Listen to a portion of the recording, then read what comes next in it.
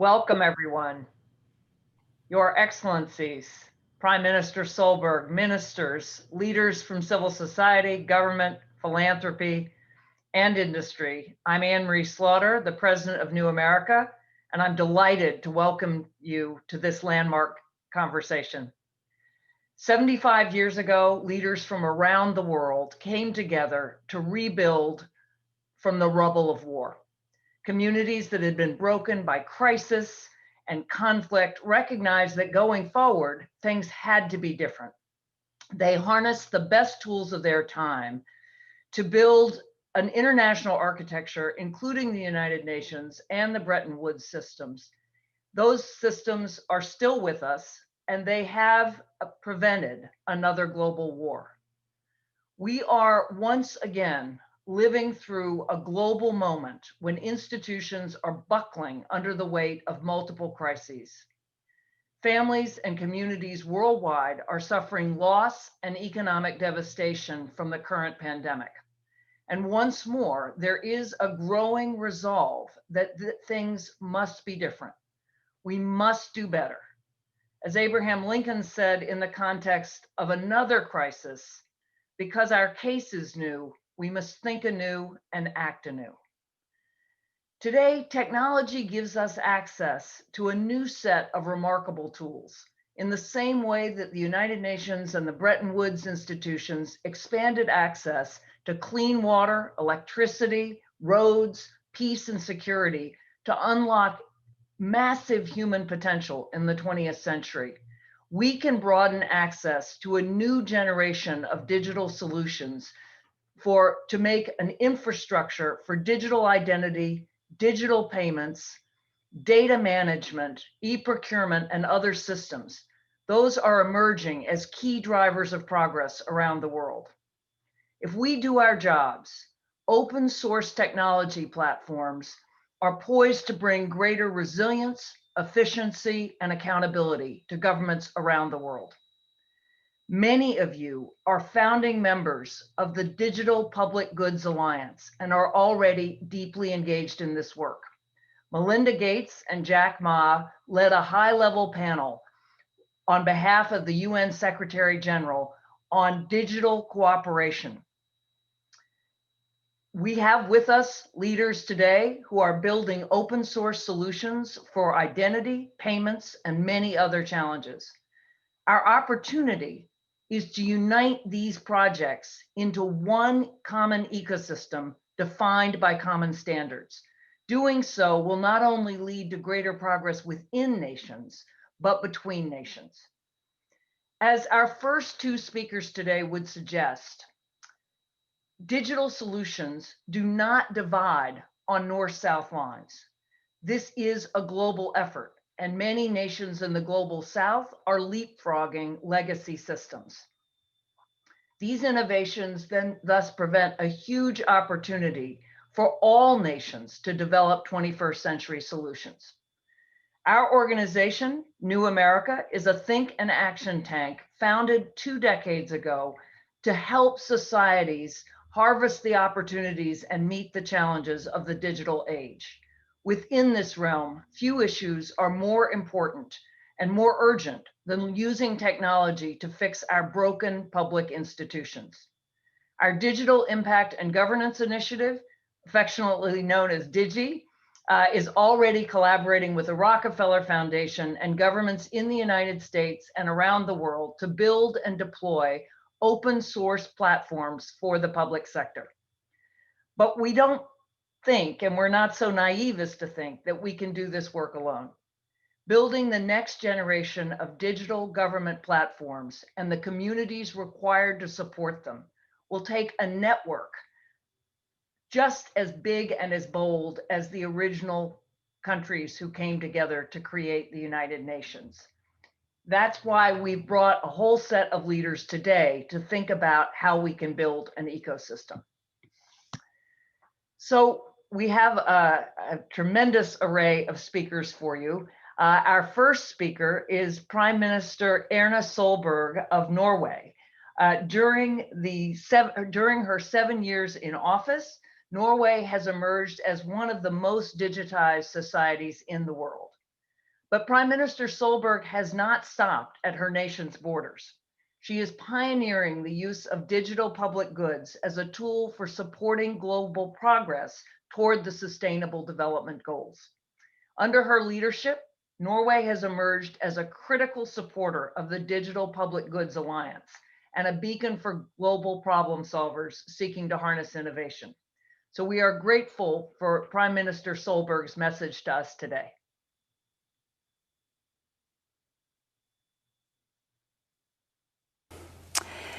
Ladies and gentlemen, friends, it is an honor and a pleasure for me to open this roundtable on digital public goods together with President Bayot. This is a topic that is more important than ever. And let me start by saying that I'm deeply impressed by the way Sierra Leone is using digital public goods to improve access to quality education for girls and marginalized groups. These open technologies can also be of great relevance to other countries. The COVID-19 pandemic has highlighted the urgent need to improve public service delivery. The pandemic has led to changes in social protection systems across the world.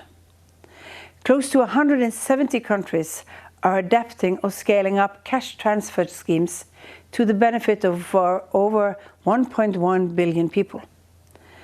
Countries with effective digital systems are in a much better position to deploy such payment schemes rapidly. Access to data helps target benefit schemes to reach the most vulnerable groups. Digital public goods play a vital role in strengthening public institutions. They make it possible for countries to reuse and adapt open source technologies instead of starting from scratch. These technologies foster collaboration and community building across countries and regions. In times of crisis, like today, new ideas and approaches can and must be shared quickly. Let me share a good example from global health. The open source software platform called District Health Information Software 2. This platform is managed by the University of Oslo and has a large global footprint. It provides a basis for collection and analysis of health data. It is being used by governments in 72 low and middle income countries. Since the outbreak of COVID-19, more than 30 countries have begun to use it as a platform for COVID-19 surveillance. Sri Lanka was the first country to use this software as a tool against the pandemic. The innovative approach they developed was then shared and adapted for global use. The rapid rollout of this new tool would not have been possible without the existing collaboration between countries already using this platform.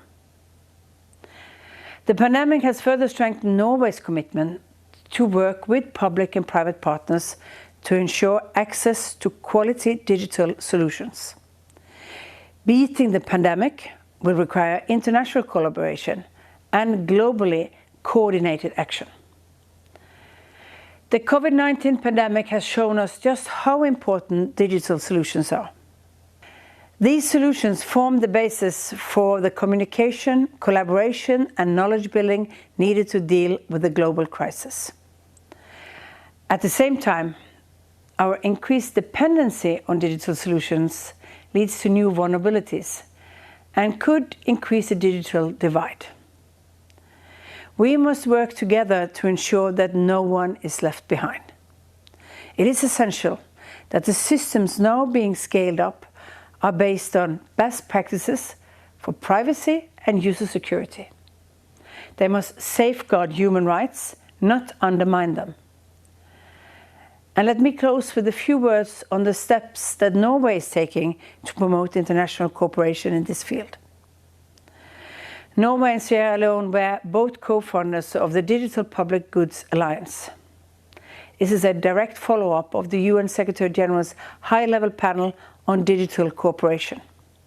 And through the alliance, we support the Secretary-General's strong call for countries, the private sector, and the UN system to deploy digital public goods. This is crucial both in the fight against COVID-19 and as part of the efforts to achieve the Sustainable Development Goals. The Alliance will focus its first efforts on digital public goods for financial inclusions. This forms the basis for public service delivery, such as digital identity systems, civil registration systems, and digital payment platforms. In the end, developing digital public goods is about improving people's lives through technology. It is about sharing best practices and using data and technology to improve and strengthen decision-making. The Alliance is already collaborating with many of the stakeholders represented here today.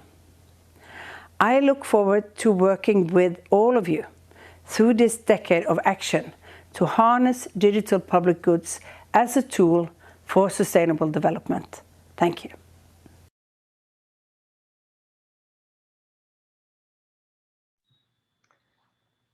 Thank you, Prime Minister Solberg, for those inspiring words. We were hoping to hear from President Julius Maada Bio of Sierra Leone next, one of the co-founders of the Digital Public Goods Alliance, but unfortunately he could not make it.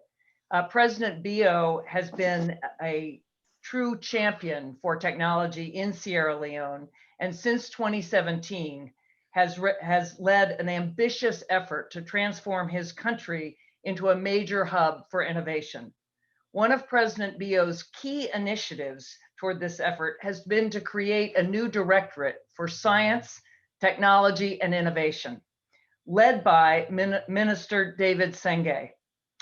The minister will now deliver President Bio's remarks on behalf of the president. Minister Senge is one of Africa's fastest rising technologists.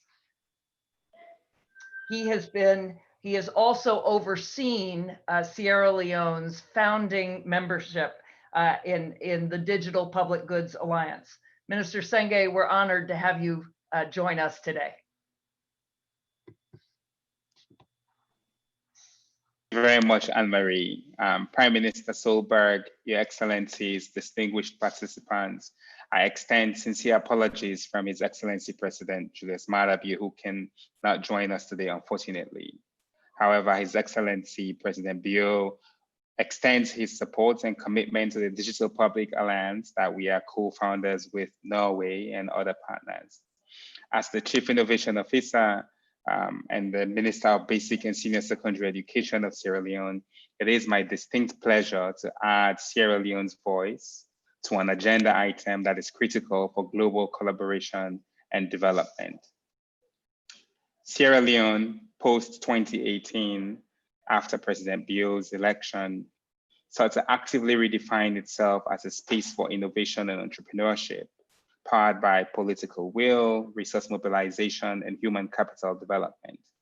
And within that effort, the government of Sierra Leone set up a Directorate of Science, Technology, and Innovation and appointed the Chief Innovation Officer in the Office of the President, where I sit. The vision was simple: to use science, technology, and innovation to deliver the medium-term national development plan and other national priorities. To enhance that, the government of Sierra Leone launched the National Innovation and Digital Strategy in November 2019 with the theme, Digitization for All. Some of those core principles were mobile first, hybrid technology solutions, and country as AI lab. In order to guarantee that our people, our economy, and our governance systems are effective, transparent, and working to address our challenges, including in emergencies like the COVID-19 crisis, we need to develop solutions that work for all.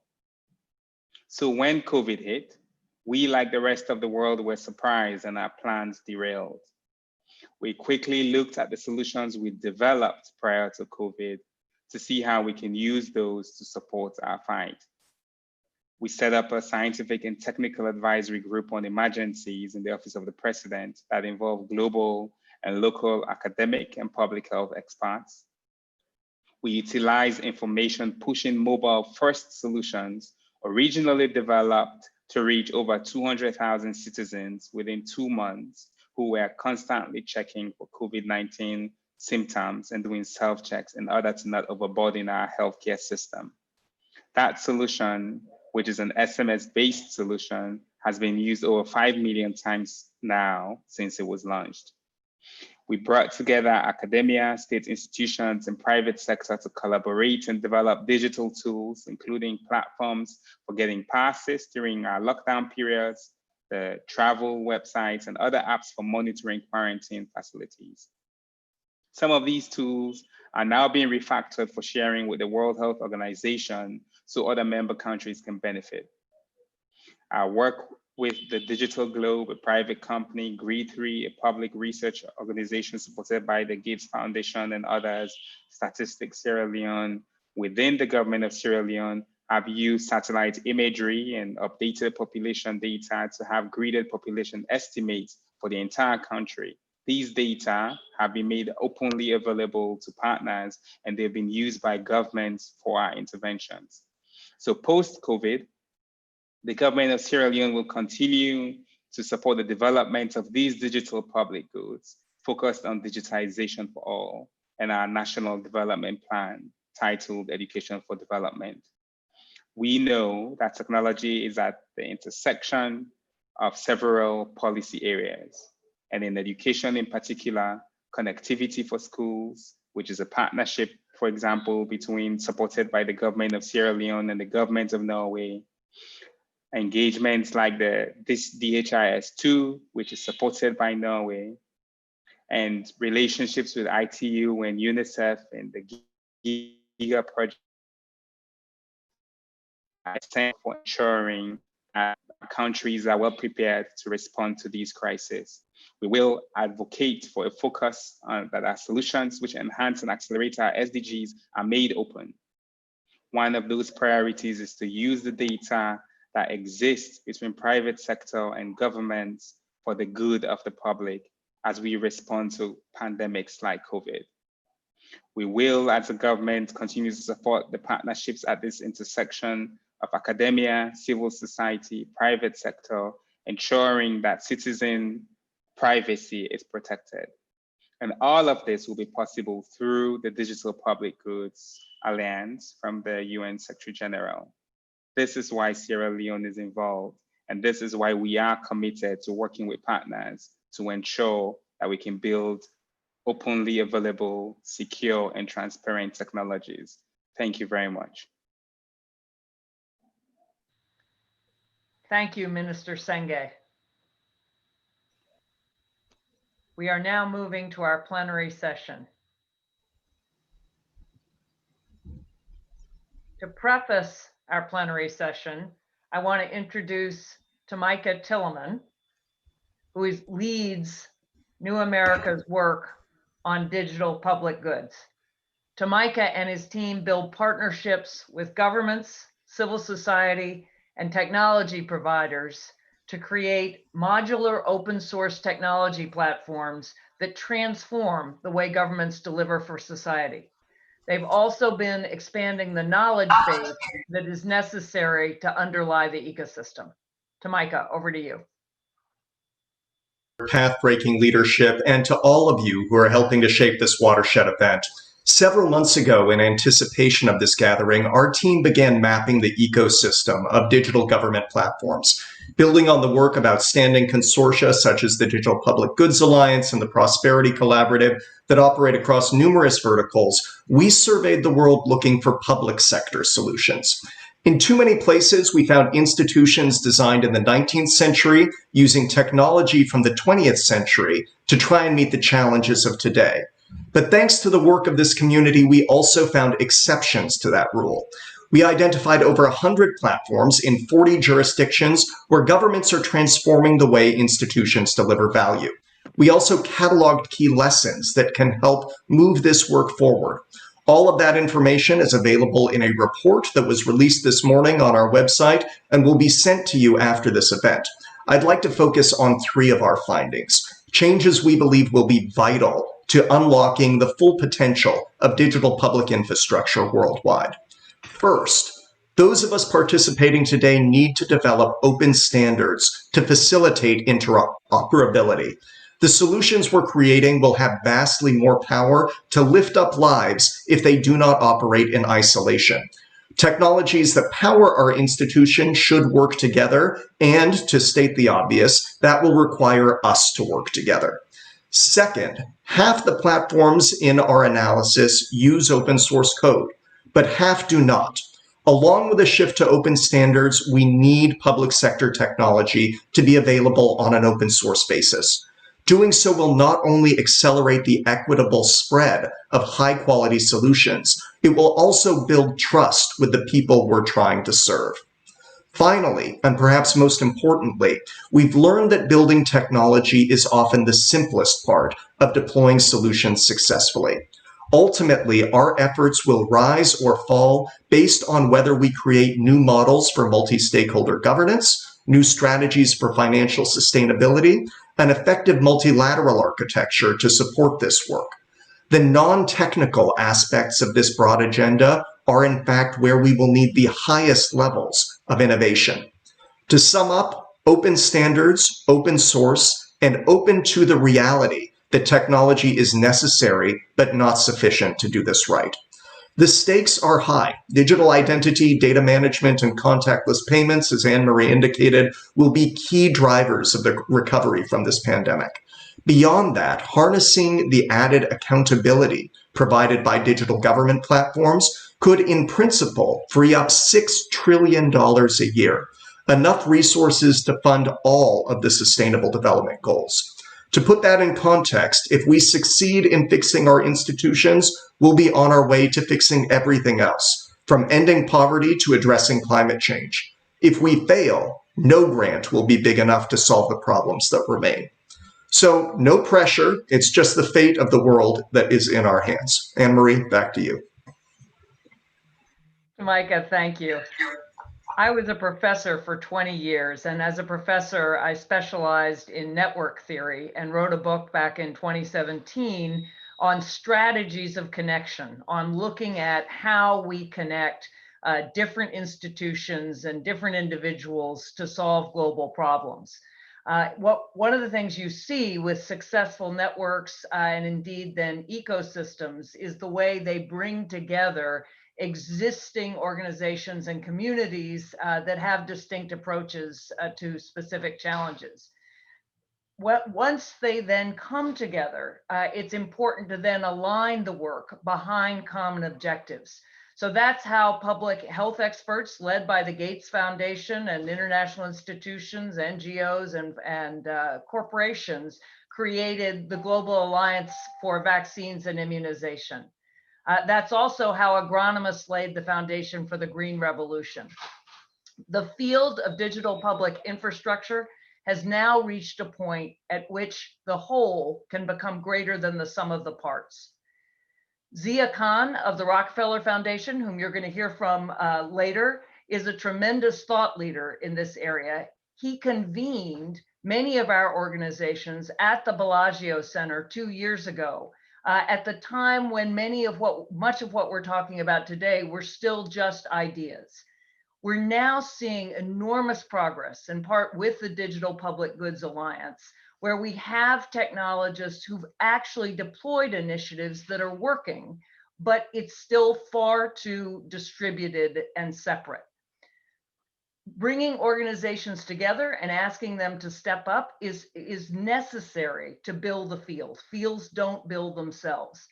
The work isn't self-executing. You need active collaboration. So what we're going to be doing in this next section is bringing together many of the leaders in this field to talk about where we are and how we can actually create an ecosystem.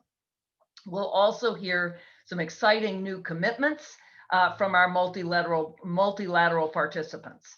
And as we talk, I'd ask all of you in the plenary and in the audience to think about what commitments you can make. So just a couple of housekeeping items as we move to the plenary discussion. I will address each plenary speaker with one question, and I will keep you to time as it's important to give everyone a chance to speak. To members of our audience, please send us your questions and comments on Twitter using the hashtag #DigitalDecade. So with that, I want to turn to our opening question. And it's my great pleasure to bring in Roger Voorhees, who serves as the President for Global Growth and Opportunity at the Gates Foundation. So Roger, let me ask you, the opportunity around digital public infrastructure is somewhat analogous to the opportunity around mass vaccination a generation ago, where a relatively modest investment has the potential to unlock extraordinary dividends for society. What is one key insight from the Gates Foundation's work building institutions to deliver public health, the building into institutions to deliver public health interventions that we can apply to this new digital public goods infrastructure? Thank you, Dr. Slaughter and New America for inviting me here today. I'm thrilled to see such a diverse coalition focused on this topic.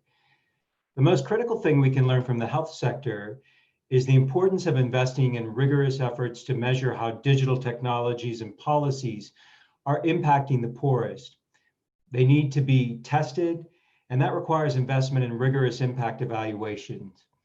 The second most critical thing we can learn from the global health sector, and the one I'm going to focus on today, is the importance of establishing a common platform for donor resource mobilization. Without that, progress in digital development will remain far too slow. If we go back to the late 20th century, as Dr. Slaughter talked about, when Gavi was created, vaccination rates were plateauing and millions of children were dying because existing vaccines were not reaching them. Vaccine technologies were out there, but they just weren't evenly distributed.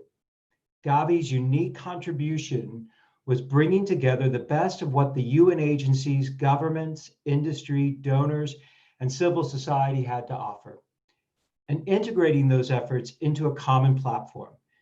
This pooling of efforts yielded three kinds of benefits.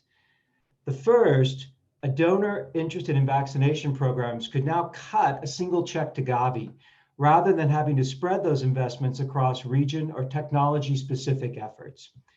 Second, low-income governments could turn to Gavi for support rather than having to navigate a thicket of competing programs and different bureaucracies of how they would actually access those resources. And third, Gavi could use advanced market commitments to aggregate demand for vaccine technology in low-income countries, thus incenting the development of lower-cost vaccines and more coordinated delivery of best practices. Now the DPG agenda is in a similar place as the vaccine agenda was 20 years ago. Most folks on this call have been at this for a while and now can point to world-class DPG technologies in several domains, including ID, payments, health MIS, consent architecture. But like vaccines 20 years ago, these DPG technologies aren't evenly distributed.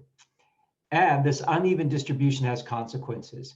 In the wake of COVID, countries with weak digital infrastructure have struggled to stand up contact tracing systems, identity resource gaps across their health systems, such as diagnostic kits and PPE, and as we heard earlier, deliver payments into people's accounts that mitigate the economic pain caused by the outbreak. Donors have a critical role to play in accelerating adoption of welfare-enhancing digital public goods and ensuring this infrastructure is built to be inclusive and to protect privacy and human rights. But the current global architecture for digital public goods is not equipped to address the challenge. Indeed, donors interested in digital development still must make individual grants to support each piece of the ecosystem. And governments interested in building out their digital public goods must still navigate through competing digital public good technology and technical assistance facilities. Without a more integrated approach to resource mobilization, we may miss the critical window to mobilize investment. Now's the time to marshal our collective resources, ensure the financial and technology barriers do not prevent countries from adopting the right technology that really will enhance social and economic mobility. Thank you. Thanks for letting us be here today. President Voorhees, thank you.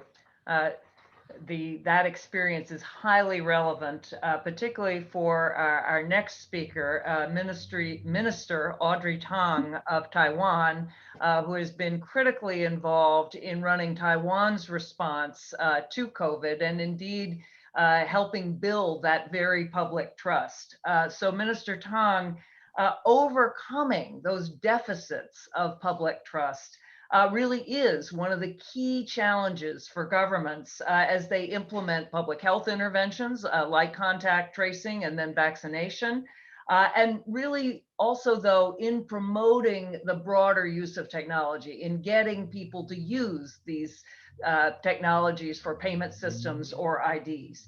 What lessons can you draw from your own experience in Taiwan on how to build trust in public sector platforms? Thank you for the great question. There's 3 keywords easy to remember, and they're fast, fair, and fun. If you are fast, fair, and fun, then you build public trust.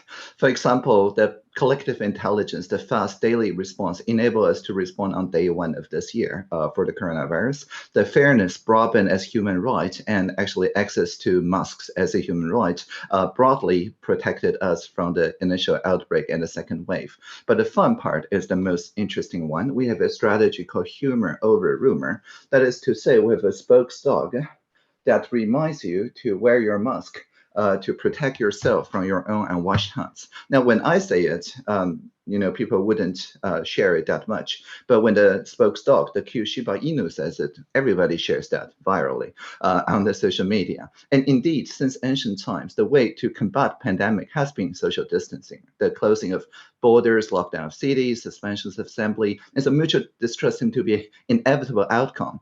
And moreover, people are very eager to blame the spread of virus on outsiders, people of different races, nationalities, and beliefs, leading to a toxic and divisive infodemic that only grows with the pandemic. So through fast, fair, and fun, we successfully counter the landslide effect of distrust with an open government, a partnership approach during the fight against the coronavirus. And so, for example, I talk about face masks. These are in very low supply in the beginning, like early January, and we very quickly adopted a rationing system to ensure fair distribution. Who implemented the system? More than 6,000 pharmacists across the islands, as they were not only had professional credentials, but trusted in their neighborhoods. But public trust in pharmacy was not the whole story. They worked with civic technologists in the GovZero movement to automate the workflow, saving the time for the public to find where to find the masks. And our government had total faith in this team and worked with them closely to improve the data structure, forming a virtuous cycle through weekly iterations, building upon the agile and design thinking informed culture that we cultivated in the past couple of years through our presidential hackathon in collaboration with the Open Contracting Partnership. And so, for example, when An Gao, the legislator who served as the VP of Data Analytics at Foxconn, cited number from the OpenStreetMap community in her interpellation to Minister Chen Shizhong, the Minister of Health and Welfare, pointing and say there's uneven distribution on this OpenStreetMap, Minister Chen, who enjoyed great popularity, did not jump to defend the existing policy at all. Rather, he just said, legislator, teach us. And then immediately revised the system working with the open source community. And the very next day, Mr. Gao posted that in the wake of yesterday's questioning is today's improvement. So it's like a Pygmalion effect, right? The more trust the government has in its citizens, the more trustworthy citizens become. And so, as I mentioned, the humor over rumor, the Q spokesdog, the toll-free numbers, the chatbots, and so on are just the fundamental collective intelligence common goods that we can connect the fragmented trust and encourage kindness. And so, for example, the National Health Insurance Administration, the Open API, which is a standardized Linux foundation that we also adopted as a national standard, is updated every 30 seconds to build those open source maps, chatbots, and voice assistants, ensuring more than 3/4 of our population had access to medical masks in the very beginning. That's like February and March, reducing our R0 number to under 1 at that very moment. And so I would like to conclude that during the pandemic, it may feel difficult to, quote, love our neighbors and ourselves, unquote, but in a digital world with the transmission speed of light, we can still feel like neighbors despite our distance. So while the pandemic have separated relatives from us, the digital public goods have brought people closer, and government can start by trusting their citizens. Thank you. Live long and prosper. Minister Tang, you are giving us inspiration and hope. We could use a little more fun in America's public life. And I do love your point about the more the government trusts the citizens, the more the citizens trust the government. It is reciprocal. Our next speaker is Jim Zemlin of the Linux Foundation, the head of the Linux Foundation. And I saw you smile as Minister Tong mentioned using a Linux product. And of course, Linux is one of the great open source successes of our world. So many governments have been reluctant to use open source solutions because of concerns about reliability. You've successfully overcome this challenge in your work with the private sector, getting people to use an open source Linux system. Can you share your advice on how to approach governments to overcome that worry? Absolutely, and thank you for having me today. And yes, I'm very glad that Taiwan is using our Open API initiative as a standard. I have some bad news and some good news about open source that I'd like to convey so people can have confidence and effectively utilize it. First, open source has been shown to be more reliable, more secure than any form of software development due to the transparency of the code development process and the robust peer review that it undergoes. I know this because at the Linux Foundation, over 250,000 developers across 18,000 organizations collaborate every single day on the largest shared technology investment in the history of the world. Having said that, the bad news first. The first thing is, if you think that you can avoid open source or you shouldn't use open source, it's too late. Many years ago, the entire tech industry, and for that matter, modern society, committed to open source. During the current climate, I know we may seem isolated and disconnected, but from a software perspective, I assure you, we are not. I mean, forgive the double negative, but I cannot think of a single modern technology product or service that does not use open source. In fact, does not use open source as the majority of its code. Whether it's a mobile device, a smart television, a modern automobile, the New York Stock Exchange, Google, Facebook, Amazon, both the shopping site and the cloud services, all of it is built using open source software. And in most cases, it's the majority of the code in those systems. Think of it this way. The modern automobile has more lines of code in it than an F-15 fighter jet. In other words, there's simply too much code to be written to enable digital society than any one organization, individual, or government can create on their own. We are in this together. The advice I would give is you need to take action.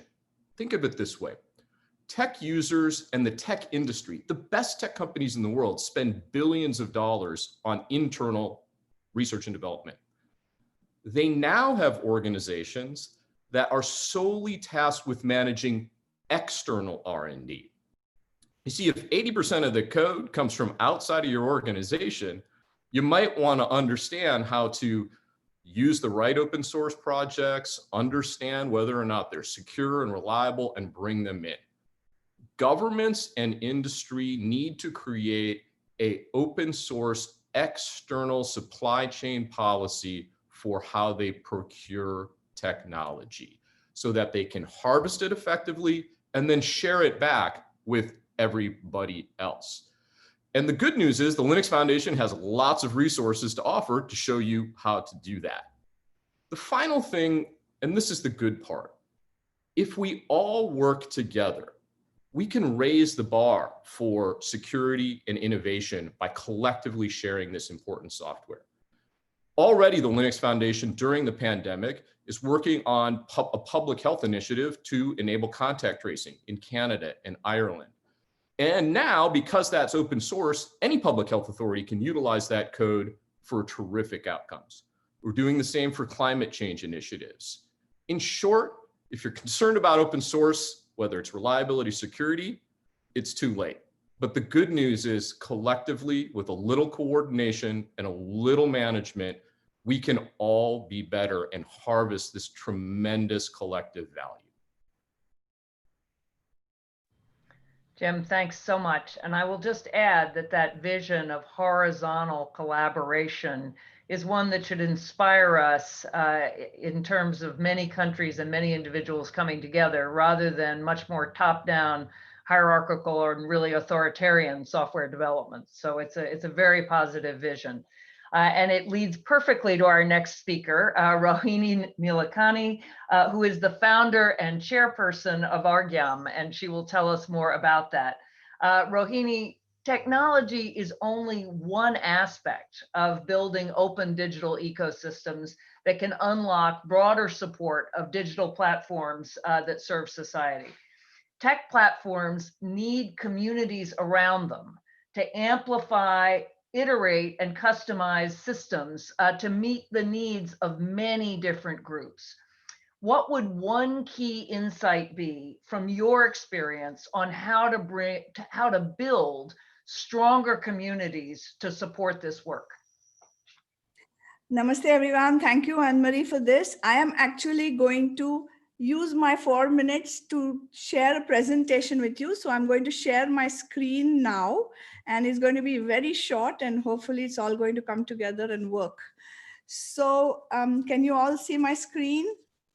Let me see. No, not yet, but you will soon see it. Can you see my screen now? Not yet. Yeah, here it goes. Yes. There we go. Thank you. So I'm calling it platforms in service of society. And I think looking at all this, that we've reached a tipping point when it comes to digital public platforms, and that's marvelous news. And I believe that the word society, societal platforms is the most critical thing to focus on in these times. Because when we forget to do that, I really believe that markets and the state become far too powerful. And if we want to really move towards our goals of equity and sustainability, then we have to design for the inclusion of all those in whose name states and markets function, right? So we call this effort as a team societal platform thinking, and it has design principles and core values to guide that. And we really intend to empower the first mile, not the last mile. We call it the first mile where the problem manifests, and we aim to restore agency.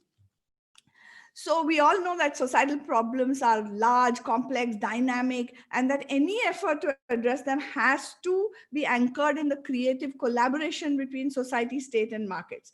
But how do you reduce this natural friction to collaborate? How can you create platforms that allow for contextual problem solving? How can these be designed in a way that are unified but not uniform, so that we can support rich diversity at scale? And that's what keeps our teams awake at night. And to solve these complex problems, maybe we don't need a single platform, but an ecosystem of platforms that play different roles. So some will act as context independent foundations like mobile or cloud or GPS. And this is the digital public goods infra that we are talking about, that allows everyone a unified platform to engage with. The second layer we say is the context aware layer, which allows the co-creation of tools that build the trust that Jim was talking about, that allows all actors to work together with a shared understanding of processes. And third layer is the context intensive layer, and it's very domain intensive too, because it allows people to actually deploy and amplify the solutions in specific sectors, whichever they may be, livelihoods or water or education. And to us, societal platform thinking is a kind of wraparound that allows all these platforms to work together to actually serve society. So let me give you a very quick example in education, which we all know is highly complex, and that while we try to keep the child at the center, a host of people and institutions are required to help children learn and to keep them learning, right? So the team used all our new thinking to help India's union government to build a national education platform that they wanted to call Diksha. And this educational infrastructure also creates a bridge between the familiar physical world of the textbook and the classroom, and bridges it to the emerging digital world. So for example, through this effort, India's state governments have printed QR codes in 600 million textbooks textbooks in about 16 languages in this past year, and teachers are creating digital content on this platform that links to the static chapters in the textbook and makes students get anytime access to learning. And just see where that led us recently. When the pandemic forced our schools and colleges to shut down, the education system had to go online. It was extremely urgent to stem the loss of learning to 320 million children in India. And surprisingly, teachers, parents, and children seem to adapt and shift very quickly to this platform. And just look at these statistics: 1.2 million teachers trained, 175 million learning sessions done on this government platform just in these past few months. And a lot of innovation, Anne-Marie, has also gone into making sure that those who don't have access to digital devices can also participate. And we call that online for offline. And that is the power that public institutions can pull together in this digital age. But to achieve this, we really believe that every actor and every institution has to hold one core value that we as a team hold very dear, and that is restore agency, because we all know that talent and innovation is everywhere. We have to unleash it so that more people can become part of the solution instead of remaining part of the problem. And the point is, after all, digital platforms are digital platforms, okay? But what makes it play well for society is the power of the intent. And even the power of the intent is not enough. We have to deploy the grammar of that intent. And that's why we think what we call societal platform thinking, but it's just one way. Many other people are doing similar things, is critical because it incorporates the design principles shown here that allow people to appreciate that grammar of that intent and to use that grammar to, I suppose, create their own language, their own poetry, their own prose, if you will, to fulfill their societal missions. And as a team, we are very excited with this approach and the potential of this digital age. We are eager and impatient to collaborate with everybody. And what's happening here is music to our ears. So let's just get together and make digital technology work harder to service society. That's where we are coming from, and happy to participate. Thank you for this opportunity.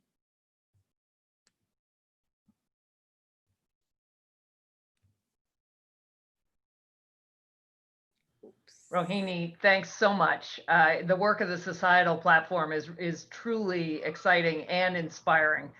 So we've had fast, fair, and fun. We've had context intensive, context aware, and context independent. So Reid Hoffman, our next speaker, I'm expecting 3 things from you. Not fair. So Reid Hoffman is a partner at Greylock, a founder of LinkedIn, but those accomplishments really pale beside his status as a New America board member. We are thrilled to have him. And so Reid, I want to hear the other side in some ways of Jim Zenlin's point about open source, because this work should be open source. It has to be. So much of it already is, as Jim said, but still the overwhelming majority of the world's current tech expertise, not the potential expertise, still does live in the private sector, as you well know, in Silicon Valley and Seattle and places around the world. And there appears to be an inherent conflict between the open source efforts to create digital public goods and private sector incentives to sell their products and services to government clients. So what is the best way to involve private sector stakeholders in this work? So Dr. Slaughter, New America, thank you for this excellent convening. Obviously, as you just said, the classic is, how do you kind of get as much revenue, and does that seem to be in conflict with open source? Now, one, just as kind of Jim Zenlin actually illustrated, every major technology company has actually, in fact, released numerous key open source projects. So it isn't that they actually don't fit within, there isn't open source as inherently completely antagonistic. The question is how do you get the incentives right on it? And to give you an extreme example from LinkedIn, LinkedIn has a Kafka open source project, which is kind of an events infrastructure management. So much so that another company, engineers from LinkedIn quit LinkedIn and started a startup company called Confluence. So it is there. Second is that the profit incentives are fundamental, but only relative to strategic position of the company. So there are incentives that you can do that enhance the long-term, kind of like where the strategic position of the company is. The third is that executives and employees are citizens, and many are motivated by the chance to help society. And then, of course, fourth, the government can change incentive landscapes in order to incent companies to act in ways that generate the right kinds of open source. So what kinds of things can we do to facilitate public engagement with open source from companies today? Well, one thing is to look at current open source projects, because many companies are actually running them as kind of contribution. See which of those might actually, in fact, work for the public good, suggest modifications, contribute to modifications, approach corporations, mostly, of course, technology corporations, where open source projects may fit within their corporate identity or strategy, work with key public goods technology companies, Mozilla, Kiva, Numerica, Kiva, Numerica, I'm on the board, Mozilla I was, or Code for America, where I've been a donor. But then it starts getting more interesting. You might suggest to companies key new projects. Say, hey, look, if you help build this project, then we will help bridge to government about you're doing your positions responsibly within society. You might even be able to engage universities here as well, in order to say, look, and students can participate in this projects that could actually, in fact, make a community, an ecosystem around it, which are really, really key. One of the things I've actually seen just start happening, although it's kind of mostly an inside thing, is like the Chan Zuckerberg Initiative in education has sabbatical opportunities from Facebook for people to come in and work on the education projects. Maybe there's programs by which essentially technologists from these companies can have sabbaticals and go work on these open source projects. Could be another angle for making these happen. And obviously, you could celebrate employees and executives doing open source projects, recognition, either as the executives themselves, also as the companies. And then I've seen governments around the world, in a number of places, so I won't start calling them out, start saying, hey, as part of us buying projects here, we want open source as part of it, because and it doesn't necessarily have to be the whole thing open source, but like these key parts have to be open source. Obviously, you get the security benefits, you get other kinds of things as part of it. And this is part of changing the incentive landscape for how companies act. Because, part of, while you kind of normally say, well, is it an inherent conflict? I think there's ways you can make the public partnership work together. And that's, of course, part of the reason why pulling together excellent convenings like this, which New America kind of specializes in, is one of the things that could actually, in fact, make this work collaboratively versus antagonistically. Reed, thank you. And you gave us lots of suggestions. And your point about part of it being open source makes me think about affordable housing, right? Where you allow a developer to develop, but you insist that some part of that be affordable housing. The same idea. Also the sabbatical idea. So thank you. Our next speaker is CV Madhukar, who is the investment partner at a Midjar network. So CV, I'm sorry, Madhukar, Omidjar is an early leader in funding digital public infrastructure, and indeed we have benefited. What's the one thing that you would do to create a better funding ecosystem, as we're talking about, but a funding ecosystem for financing digital public infrastructure? Thank you for the opportunity to share Omidyar Network's perspective on this important issue. We started our work on digital identity about 4 years ago. And more recently, we've begun to work on payments and consent architecture with other colleagues. Our engagement on digital infrastructure actually began with the desire to address two key challenges. And the first was we were concerned about people being left out, especially those who are living at the brink and struggling to get by. And so the exclusion question was a big one.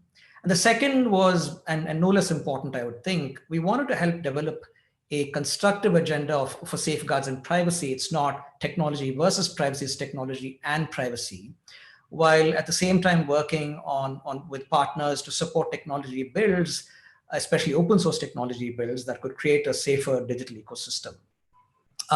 As we reflect on our work over the last 4 years, there are about 3 or 4 takeaways I wanted to share. I think the first one was the momentum around digital identity and payments and other layers of digital public infrastructure been building up for the last few years. And there's this growing recognition that this will become foundational building blocks for the 21st century economy for all countries, really. And so our efforts are focused on enabling this evolution in a way that it's people-centric, addresses the risks that the use of technology will invariably create, while ensuring the benefits of such technology are used for the best and highest public purpose.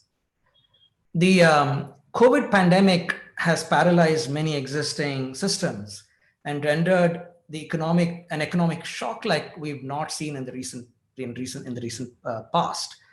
And many government programs that provide assistance to people who need this extra help have not been able to meet the challenge.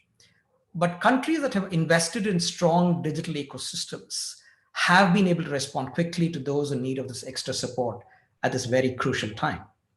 And so while we understand the SDG 16.9 calling for legal identity for all, we believe that other layers like payments and consent architecture are extremely critical enablers of SDGs. And so when we think of SDGs, I think we should fundamentally orient our collective view to think of people first rather than technology first, which has been all too common in the past. The last point of reflection is if we conceive of technology with the requisite checks and balances, DPI has the ability to make economies more resilient. Investment in infrastructure reduces dependence on big tech companies, prevents the creation of large monopolies, and levels the playing field for local entrepreneurs. And foundational technological systems like payments and identity can fundamentally improve the engagement between the state, citizens, and markets. You asked me the question about what is a single thing that might actually help advance the funding ecosystem for financing digital public infrastructure. My answer is singular. It's the urgency of now. We must come to an agreement on what digital public infrastructure actually constitutes. I don't think there's a common shared understanding of both the need and the urgency of creating this infrastructure layer across the world. And so that's the most important. Over these years, we've had the opportunity to work collaboratively with leading foundations, civil society partners, multilateral agencies, and other key stakeholders to move the digital ecosystem to a higher, more secure and purposeful plane. We now look forward to engaging closely with the recently established UN Digital Public Goods Alliance to move this work forward. And of course, we welcome the opportunity to work with folks across the spectrum to discuss concrete ideas and how we can move this agenda forward. Thank you very much. Madhukar, thank you so much. Our next speaker is Joe Powell, who is the Deputy CEO of the Open Government Partnership. I was in government at the State Department when we initially conceived of the Open Government Partnership. And on a day when we're talking about open source and open government, it's a pleasure to have you join us. So could you address the perspective of the Open Government Partnership, really on how this work is not just for governments, but how do we craft a role for civil society and multi-stakeholder oversight of digital public goods? Thank you very much. And it's great to be with so many close partners and friends and a great group. As you mentioned, at the Open Government Partnership, our vision is of more open, inclusive governments that better serve and empower their citizens. And in many of our 78 countries, of course, digital tools are a means for doing that. Of course, 3.6 billion people remain offline, including far more women than men, and we shouldn't forget that. And of course, digital projects can also go wrong. Just last month, the UK government's decision to use an algorithm to replace COVID cancelled exams, for example, ended in disaster, with more than 1/3 of student results downgraded by 1 grade from teacher predictions. And socioeconomic and other inequalities exacerbated that. For example, private school students were less affected, and that decision was reversed. So what went wrong? it became clear that teachers and students had not been sufficiently engaged in the process. The algorithm actually did what it was set out to do, but the human system around it was broken.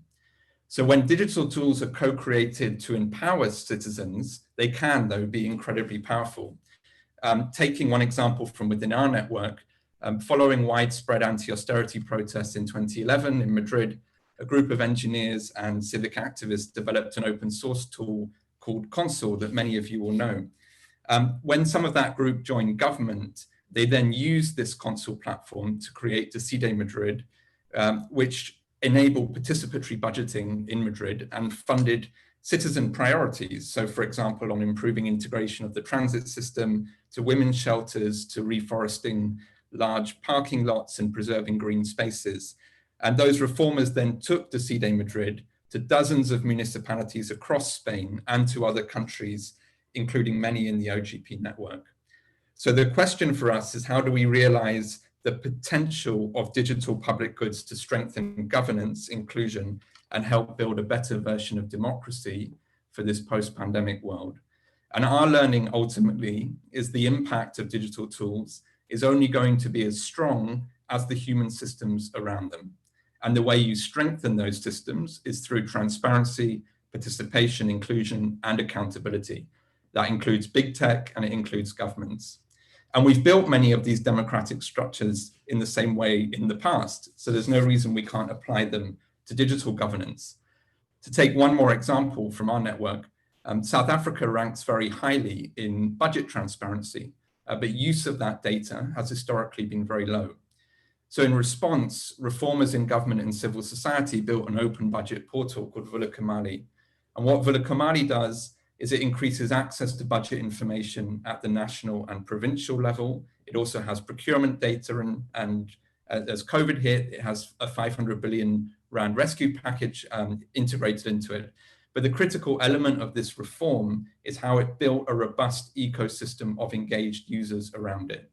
The team there worked on a widespread public outreach effort, including civic information drives with community groups, hackathons, data dives with activists and journalists. And over 2 years, they directly engaged with thousands of citizens in addition to those that were using the portal itself. And what this did is help empower citizens with that data to interrogate and influence public resource allocation and increase participation amongst marginalized South Africans, including women and youth groups. So what we see is this space for diverse engagement, including in countries that are members of OGP, both raise the visibility nationally, but also internationally, and help build political support for some of these reforms that are at the intersection of government and civil society. But to be honest, I think we've just scratched the surface. The experience of co-creation, I think, can be applied much more broadly to digital tools globally.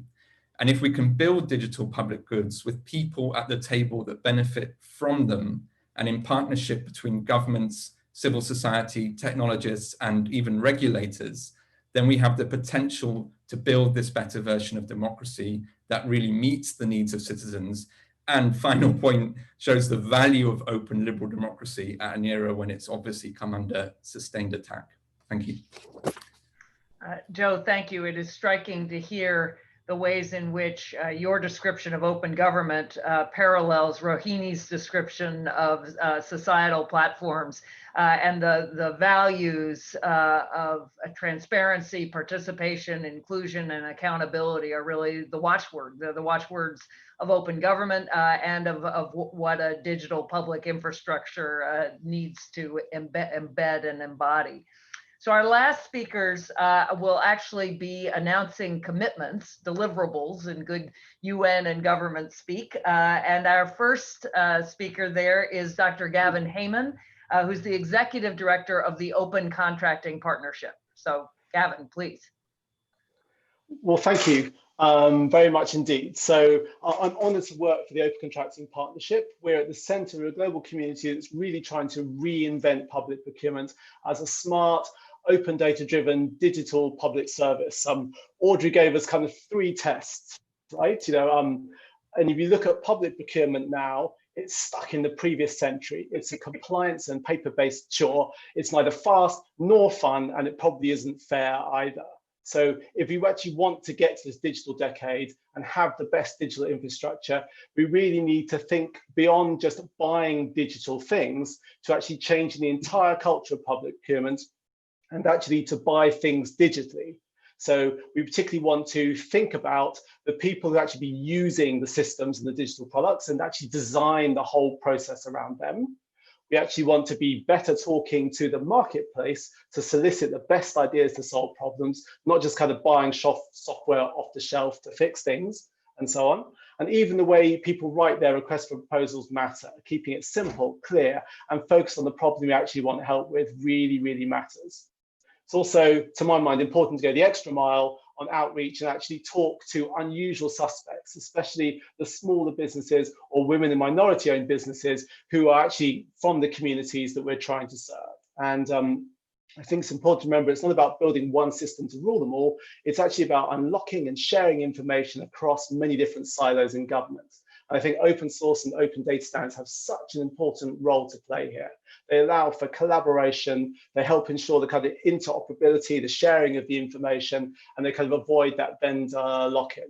And that basically means that shifting culture of procurement and the way government buy these goods and services to be experimental, agile, and risk-taking.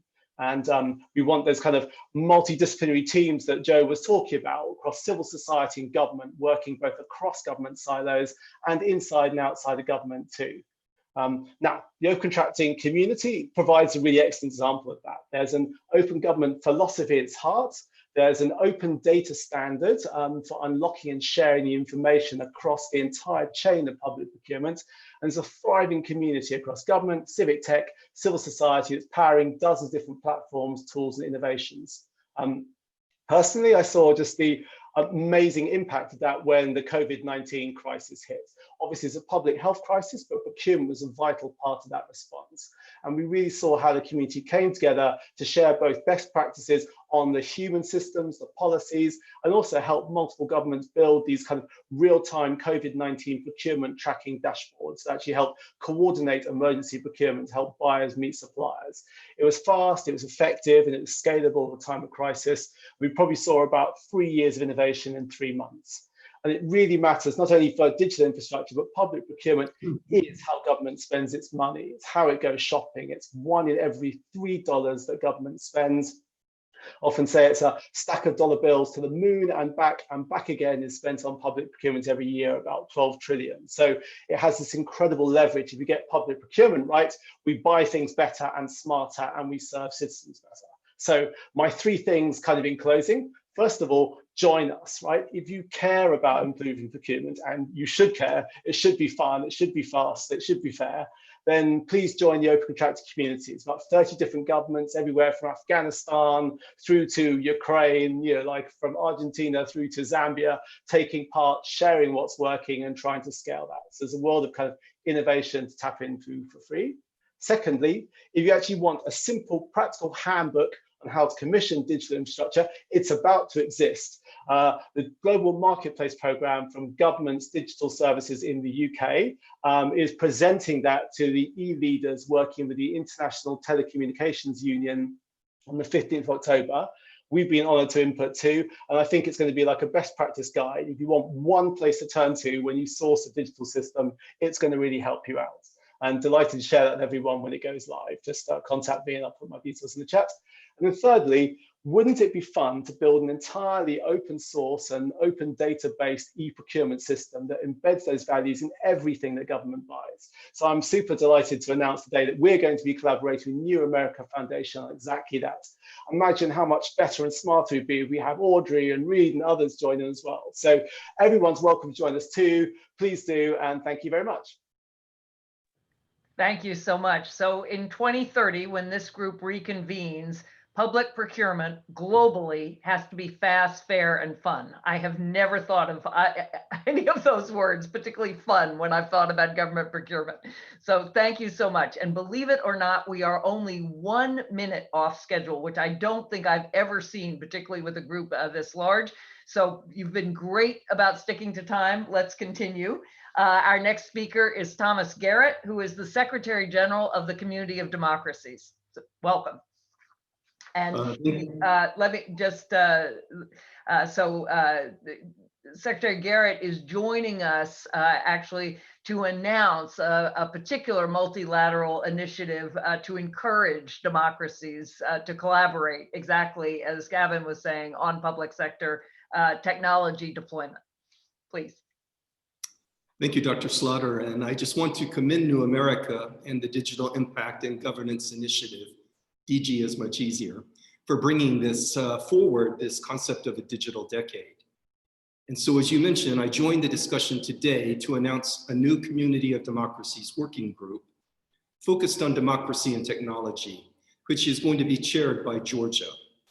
Georgia joined the Community of Democracies Governing Council last October, and they brought many valuable experiences in many areas, including from the digital journey the country has made. Our working groups are composed of nations, civil society, research institutions, and non-governmental actors, and they actually help drive the implementation of the strategic objectives of the Community of Democracies. At the Community of Democracies, we took note on January 22nd of this year when the Secretary General Guterres delivered his priorities for 2020 to the United Nations. He listed specific areas of challenge, and he named the, quote, the dark side of the digital world, end quote, as a significant concern. He noted in his remarks that fast-moving technological change had the promise to benefit the world, but it seemed to be more and more used to incite hate, to oppress and exploit people, and to invade privacy. And so while there has been a tendency to look with concern, I think understandably so, at some of the new technology abuses, there is another side to the digital world, as we see very clearly in today's conversation. At the Community of Democracies, our member states are already using new technology to benefit citizens. We have examples of India's use of digital technology to bring citizens into government service delivery. We have Georgia's land registry, which ensures the rule of law and equity. We have Estonia's cloud-based governance. Among our Governing Council member states at the Community of Democracies, the United Kingdom, Finland, Sweden are almost always in the top 5 places in the Digital Economy and Society Index. Several of our Governing Council member states, such as Norway, the Republic of Korea, are very often named in the top 10 countries of advanced technology use. And we've seen our Community of Democracy member states use digital technology to fight corruption, as in Nigeria, or to deliver health information to isolated regions, as in Mongolia, and also to facilitate remote voting, which we've seen this year in Argentina. And while we know that over the last several years, trust in democracy has eroded, and that has implications for governance, for human rights, and for the very future of democracy itself, at the Community of Democracies, we believe that the answer lies in ensuring access to technology and to open source solutions. The Community of Democracies is governed by 19 principles of human rights and democracy known as the Warsaw Declaration. And Warsaw Declaration principle number 6, I think is a good example. It states that a democracy should have equal access for all to education. But as we've seen this year, the COVID-19 crisis has really brought out the difficulty of distance learning capacities. Many countries were insufficiently prepared to meet the challenge of guaranteeing this access to education under the pandemic. What we're finding is that democratic nations have not often enough acted in coordination regarding technology. And we expect that this new working group that we're announcing today is going to cooperate across borders and share the experiences of digital development, as well as present a democratic alternative to the use of new technology. Another very critical aspect of this working group is going to be the active inclusion of civil society. I think we need their thinking on the impact of new technology on human rights and democracy. Digital technology is rapidly developing. I think that's been clear from the conversations we've had today. And I think democracies have innovated in technology. And so it's our goal that this new working group will share activities, share these gains, and learn from one another. So I want to thank you for including the community of democracies today in this important event, and we look very much forward to the outcomes of this conversation. Thank you. Thank you so much. And our final speaker, who's going to tie all this up for us, is Zia Khan, who is the Vice President for Innovation at the Rockefeller Foundation. And he was present at the creation, at least, of really the origins of this group, and has been critical to thinking about governmental innovation through technology and digital public goods. So Zia, I'm turning to you to help us process all of this. We've heard lots of great insights and suggestions. Again, you were there and played a really key role in the convening at Bellagio 2 years ago. What do you see as the next steps from here going forward? Well, thank you, Anne-Marie, and all the distinguished speakers for sharing such interesting thoughts on this very fun and very glamorous topic of digital public infrastructure. And I appreciate your mentioning my role in helping catalyze this field, but really my main role was to give Micah the keys to our Bellagio Center, and he was able to convene a wonderful group and create convening that led to the action, the fruits of which we're seeing today. The Rockefeller Foundation has been in the business of big change for over 100 years. And in studying that history, we always see the importance of infrastructure, the underlying structure that helps people, organizations, and societies coordinate and operate. And that infrastructure that plays a role in driving big change that improves everyone's lives, not just a few people. And systems change doesn't work if we only change a few parts. You have to change the infrastructure that connects it all together. And that's why we're so excited about all this momentum and everyone's ideas here about digital public infrastructure and also societal platforms. Another thing that I've learned about infrastructure is that it unlocks innovation itself. By having organized and predictable support structures and routines, it encourages people to build on this stable infrastructure to constantly develop new services that addresses issues we face today and also those that we can anticipate in the future. And today we're seeing amazing applications of digital tools to solve our pressing needs, whether it's community health workers who are using AI tools or solar microgrids that are bringing power to the poorest people who don't have access yet. The problem is that they're often not running on a common digital infrastructure. And this leads to inefficiencies and lost opportunities for impact.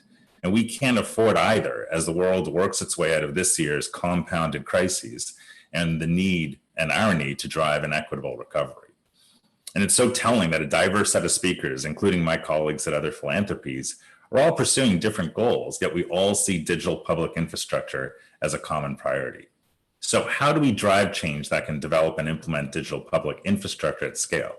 I've been just blown away by the range of insights and ideas that have been shared by everyone in this discussion. And I'll share maybe one thought of what can help take these ideas and help us move forward. I think a key lever that we need to focus on is how do we coordinate the actions of the public and the private sectors, particularly in these early days when they're not used to working together in this area. We need the public sector to prioritize the benefits of digital public infrastructure, to define the desired outcomes, draw boundaries for the risks that need to be managed, set standards for interoperability, and constantly engage the public on why and how this matters to maintain public support. But it's less about being a carpenter and trying to design every aspect of the system, and more about being a gardener and letting an ecosystem flourish. This will help create the conditions for the private sector to play its role most effectively in developing the technologies and operating routines in a user-centric and highly adaptive manner, driven by market incentives, but leading to public goods. The challenge lies in coordination. There are often imbalances in power and knowledge that create distrust, often leading one sector to try and play the role of the other.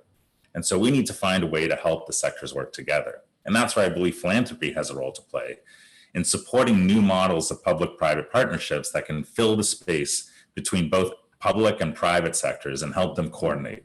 These are individuals, teams, or institutions, and a lot of what the New America team is doing as well that can provide insights, support negotiations, communication, help solve problems, provide technical support, provide project management. These are all key activities that bring the best of both the public and private sector and stitches them together.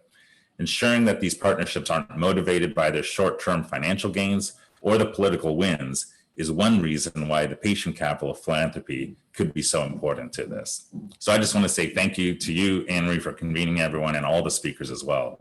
And we really look forward to helping how we can.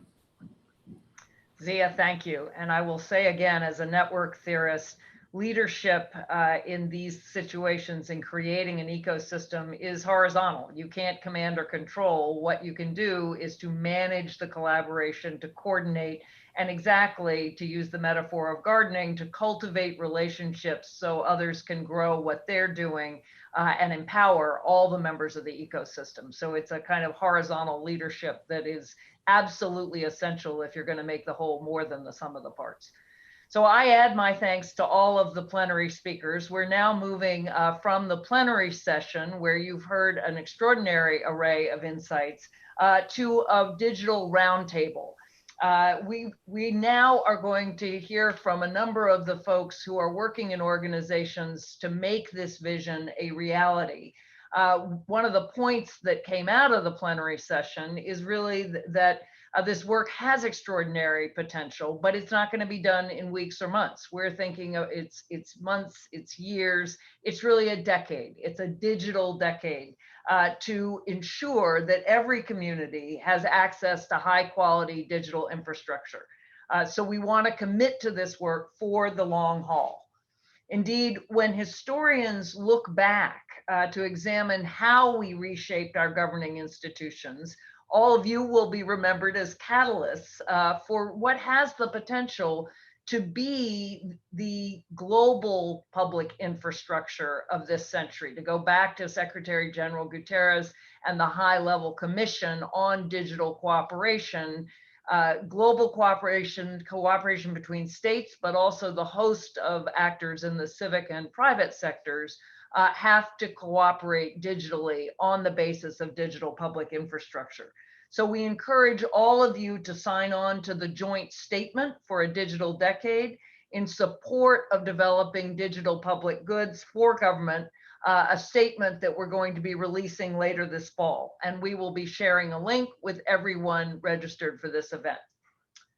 So it's my pleasure now to turn to the roundtable and to the practitioners who are leading this work. We're going to hear from Doug Rutzen of the International Center for Not-for-Profit Law, subject dear to my heart, Sheila Warren with the World Economic Forum, Dakota Gruner of ID 2020, Paula Hunter at Moja Loop, Minister David Senge, who we were fortunate to hear from at the outset, of Sierra Leone, Corey Zarek of Georgetown University's Beek Center, Tanuj Bhawani of iSpirit, Lisa Witter of Apolitical, Professor S. Rajagopalan of MOSIP, and Sunita Grote of UNICEF.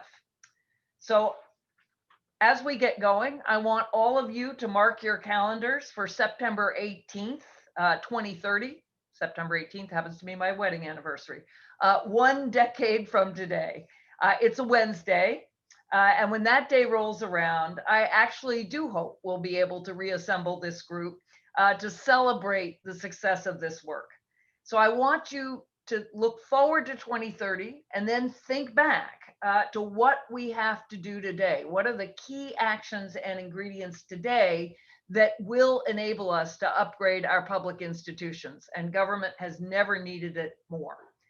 So what will be the ingredients to our success? And please keep your comments to 2 minutes. The plenary session was admirable in this regard. And if you do that, everybody will have a chance to speak.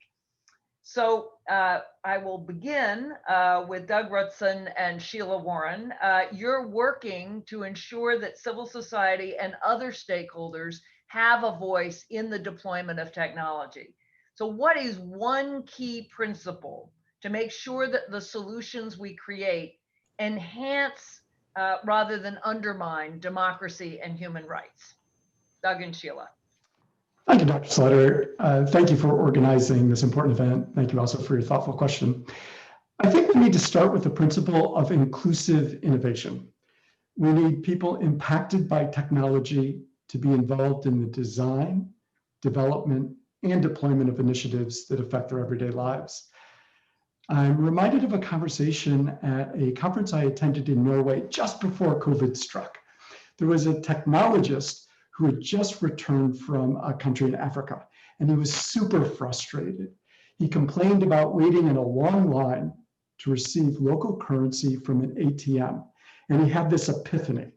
He was going to work with the government to launch a mobile payment system, and the goal was to make the country a cashless society in 10 years. But there were issues. Civil society colleagues pointed out that only 1/3 of the people in the country, 1/3 of the people in the country didn't have access to a mobile phone at all. The number jumped to 80% for people without a primary school education. And in homes with only one phone, it was held by men. And we all know that development outcomes are better when women control family finances. But these weren't the only problems. The government was caught spying on its citizens by sweeping up vast amounts of personal data from mobile phones, and they resisted all calls for a data protection law.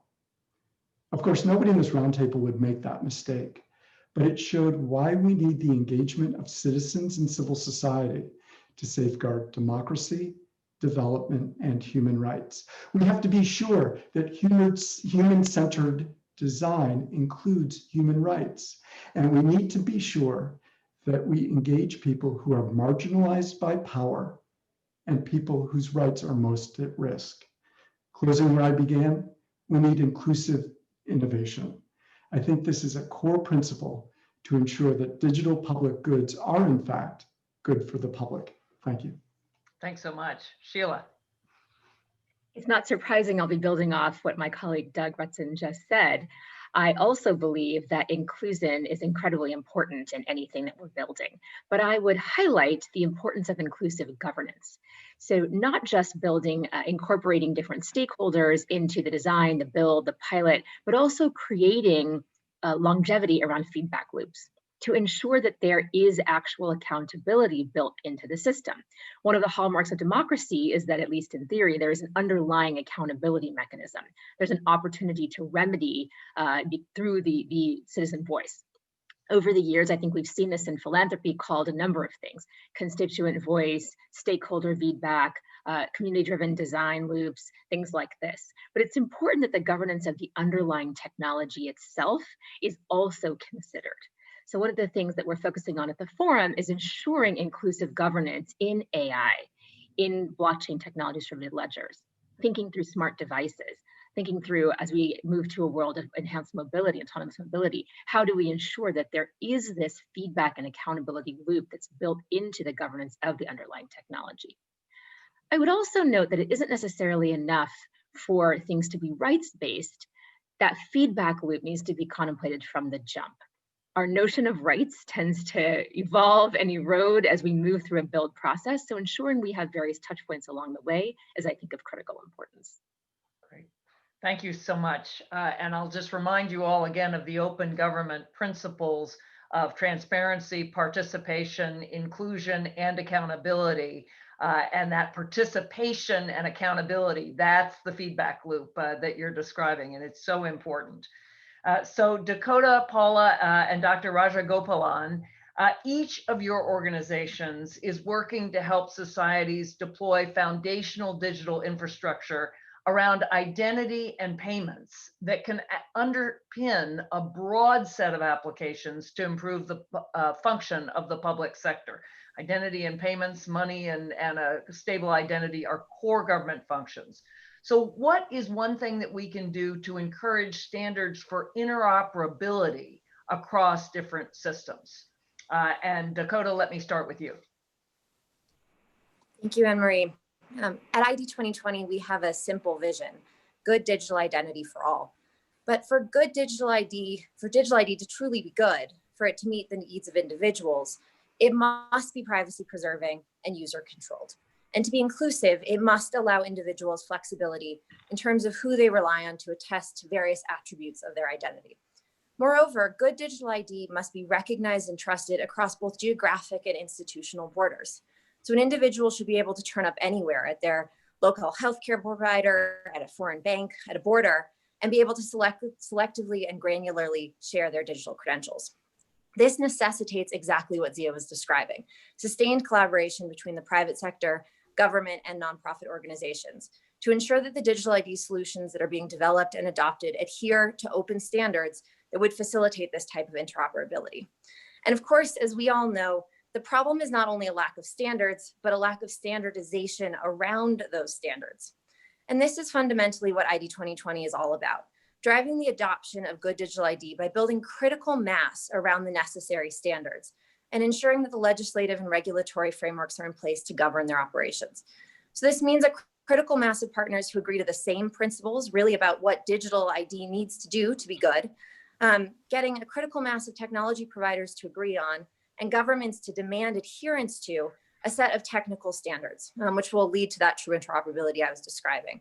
ID 2020 certification is one market-based approach of how we can get there.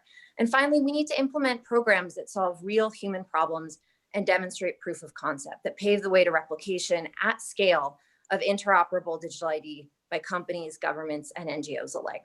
Finally, to be successful in this vision, I think we need to ensure that the most vulnerable members of society and our most under-resourced countries are afforded the exact same protections for privacy and user control that we all expect. If past experience has taught us anything, it's that absent this focus and absent sustained commitment, hundreds of millions of people could be left alone. And this principle applies not only to digital ID, but to all digital public goods. Thank you. Thank you so much. Paula. Thank you, Anne-Marie, and thank you, New America, for including me today. To emphasize the obvious, and a word that has been used often this morning, I believe the answer to interoperability is collaboration, which is a cornerstone of Mojiloop's future success. The mission of the Mojiloop Foundation is to increase financial inclusion in the digital economy for the unbanked and the underserved. We achieve this mission via collaboration across technology providers, philanthropy organizations, and the marketplace at large. Mojiloop open source software was designed to be a public good, to provide a reference model for payment interoperability. It can be used to overcome barriers that have slowed the spread of digital financial services. Used whole, adapted, or as a blueprint, the Mojiloop Foundation's open source software can be used by organizations to build interoperable digital payment systems that enable seamless, affordable financial services between the most important people, individual users, but also between banks, government entities, merchants, mobile network operators, service providers, and technology companies, connecting the underserved with the emerging digital economy. We're excited about our progress. We have several projects rolling out and into deployment. The bank in Tanzania is in the process of implementing the Mojiloop platform to serve their citizens in Tanzania, and is an important example of a central bank building out services to reach as far as possible across their country. We also have Mwali, which is just recently gone live, a joint venture between Orange and MTN. Our efforts are ongoing to engage central banks and digital financial service providers to help them understand how they can leverage this open source initiative. Via our collaboration with many of you here today, we expect wide adoption of interoperable financial services, which could add as much as $3.7 trillion to emerging countries' GDP by 2025. As an open source project, we encourage your participation. We want your input and contributions. And again, thank you for asking us to participate today. Thank you. You know, it's really revolutionary. A number of African countries are way ahead of the United States in mobile payments. And I was just on a panel talking about how to move the EU to closer fiscal union and banking union. Imagine if they had started with interoperable fiscal payment standards. It's a way of uniting the continent that's well ahead of many other countries. So Dr. Rajagopalan, over to you. Thank you, Professor Slater. I would first say that if you want to promote interoperable system, go for open source.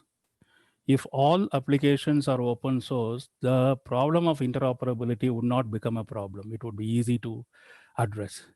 Second is we have to also look into this whole question of setting standards, how the standards have been set in technology in the world.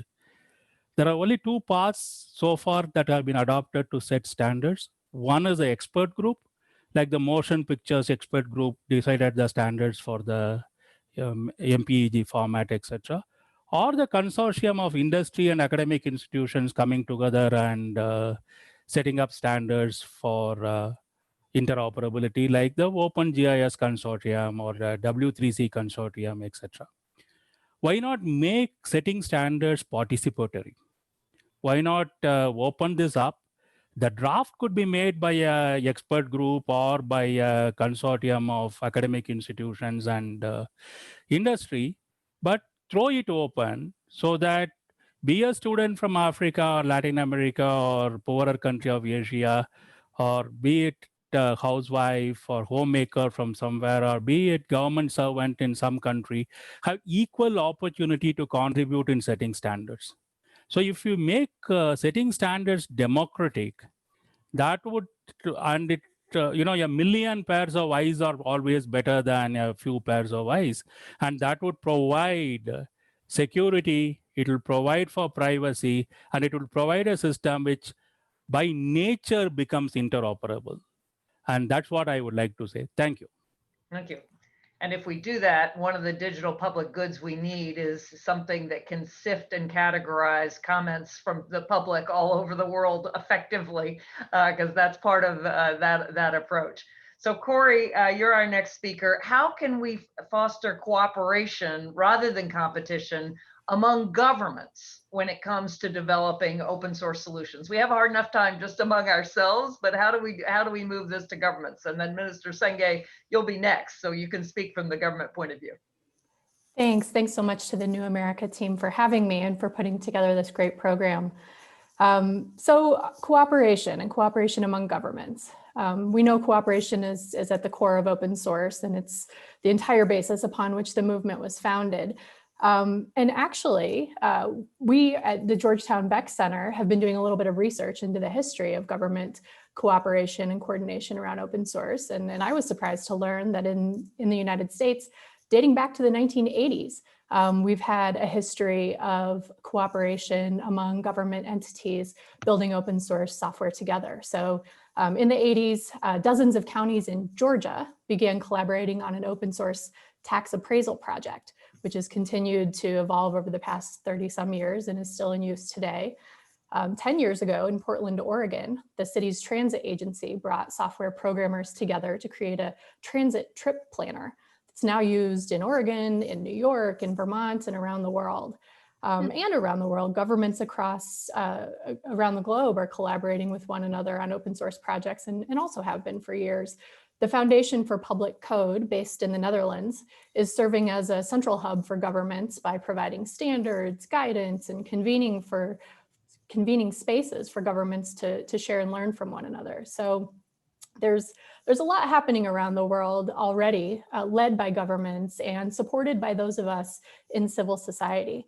Back to the US, in the US government at the federal level, our open source software efforts ramped up really in 2014. We included a new open source software commitment in our Open Government National Action Plan, part of our work with the Open Government Partnership. And that was building on parts of the work in US government that were already leading the way on open source.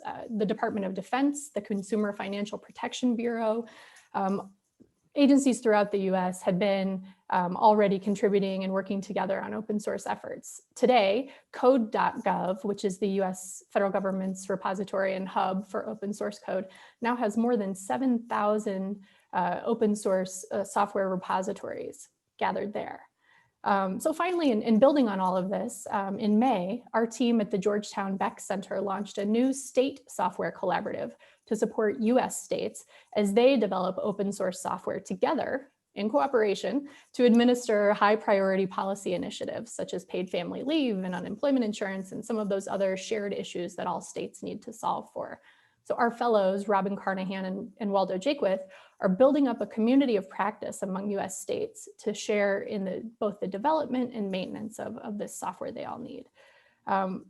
Organizations outside of government, like New America, like us at the Georgetown Beck Center, like the Foundation for Public Code, and others, play a huge coordinating and convening role to support governments as they embark on open source journeys for the first time or continue working together. And over the next 10 years, I hope those of us in civil society can really step up and continue to build our bench as we support more and more open source efforts in government. Thanks. Corey, thank you. I did not know about the open source collaborative with US states. That's really great to hear. So Minister Senge, you're our next speaker, and Sunita together. So again, we've seen some of the most innovative technology coming from the global south. Indeed, in 10 years, one of the things I'd like to see is that the global south is synonymous with digital innovation, not just Silicon Valley and various split parts of other countries in the global north. So what is one lesson from global development that the world can take from countries like Sierra Leone? Thank you very much. Thank you. That's an excellent question. And I think evidently, even now with COVID, the global technology solutions did not come from Silicon Valley, the things that people are responding to.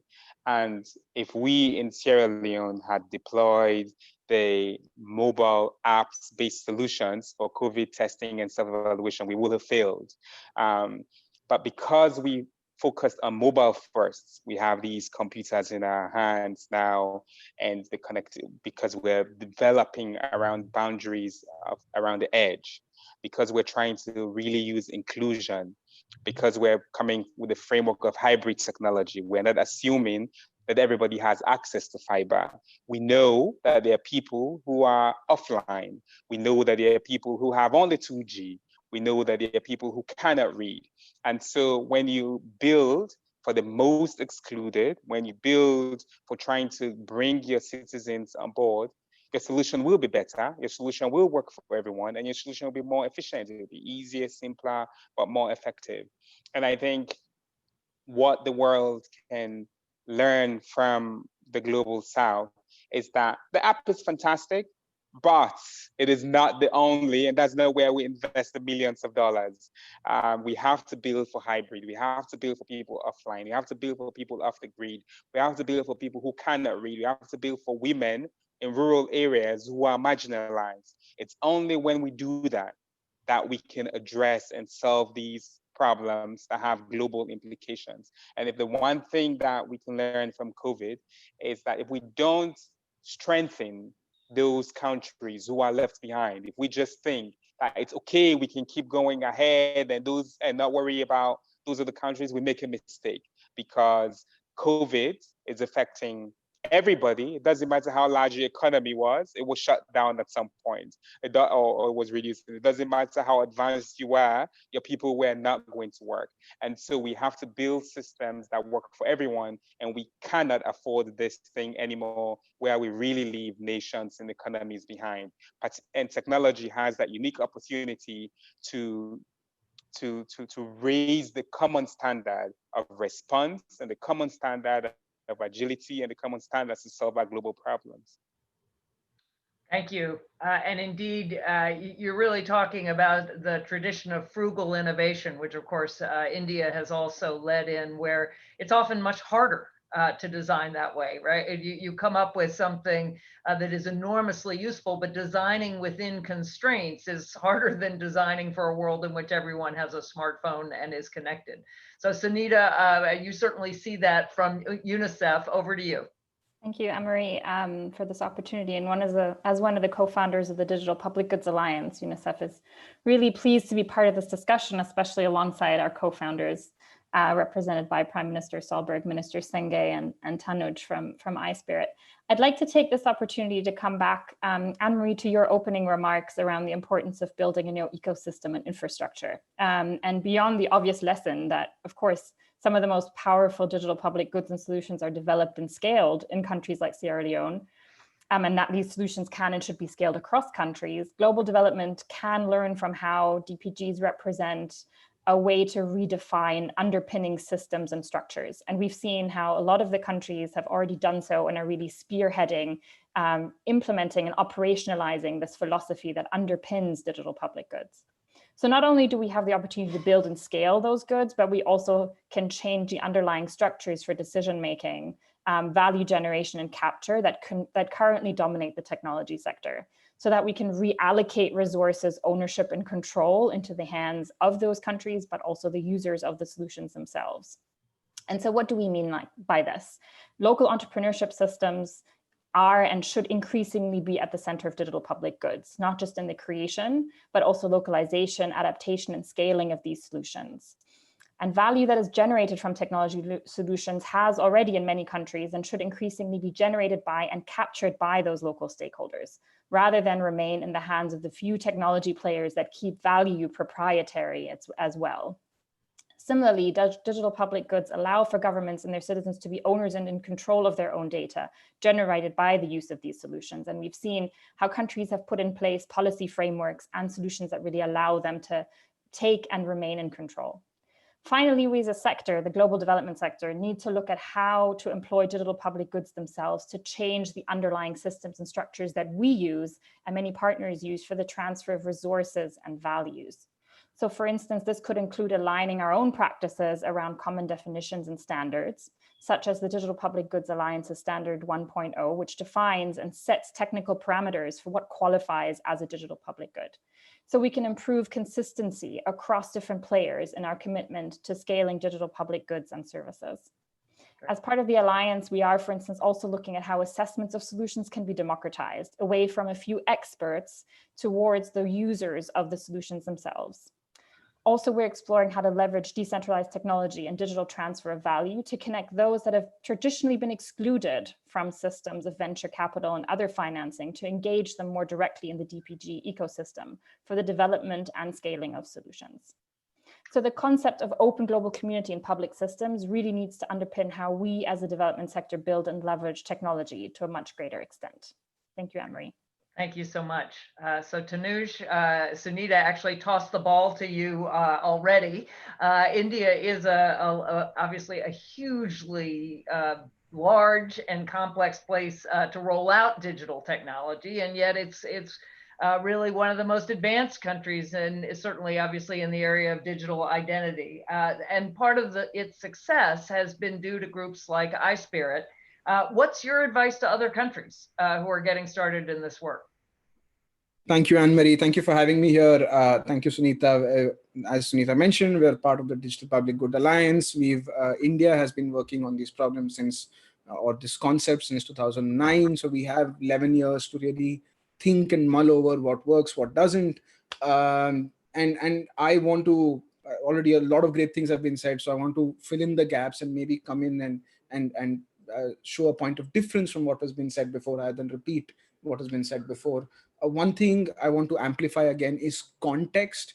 The reason India's solutions worked was because they were built for India by Indians. Like everybody's saying, inclusion, a group like iSpirit was basically Indian technologists who've had one successful career in tech, came back and said, we want to do something for society now. And people like Rohini supporting us. And we decided to, just build things for India. And I urge all countries to do the same. Best practices, notes from others, learnings, all very good, but unless you roll up your sleeves and get down to it, you're not going to make progress. We talk about inclusion. A lot of people have said, hear the users, hear the voices on the ground. I want to say one more thing, and that Anne-Marie, you mentioned in your opening remarks, and Tomaika did as well, that we have 19th century institutions with 20th century technology for 21st century problems. And that's absolutely correct. And therefore, I want to ask, look around you in your leadership, how many coders exist? How many people in our think tanks, in our institutions, which are advising governments, have built a system that has been used by more than 1 million users? If you've not, look inward first before we give that advice to other governments, right? Finally, this last one is a little touchy, might be a little problematic. Doug mentioned this event in Norway where we met, and we also had a little bit of a back and forth on this, is that, it's all very good to be very concerned about privacy, to be very concerned about security. But what happens in technology? India has also done a great job in payments. We have this public good payment system that does more than 2 billion transactions roughly a month. And if we did not, then Visa, Libra, somebody else would have owned it. And that comes down to the sovereignty of the country, right? When a US president gets angry with you, they take back that technology, right? So things like that can happen, and therefore you need to think about these technologies also from the point of view of sovereignty. And in which case, while you have to think about privacy and security, I want to bring up another C, the cost of doing nothing. What are you giving away when you form a committee and you're not moving fast enough, right? And while I love that we're talking about getting everybody in the room, sometimes you also need to get something out there before it's perfect, because otherwise somebody else will. That's what we sort of learned in India.